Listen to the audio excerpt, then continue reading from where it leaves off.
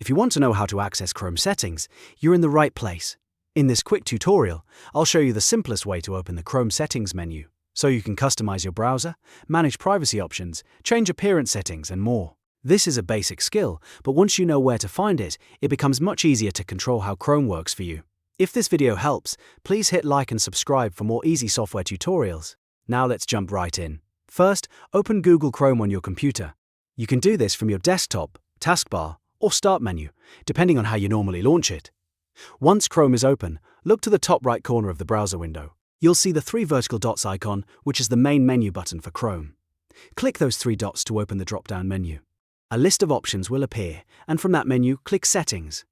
That will take you directly into the Chrome settings page, where you can adjust everything from search engine preferences to passwords, privacy and security, autofill, downloads, and appearance. If you're trying to make Chrome work better for you, this is the place to start. From here, you can explore the different categories on the left-hand side and make changes based on what you need.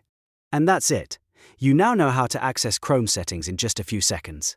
If this tutorial was helpful, make sure to like the video and subscribe for more step-by-step tech guides.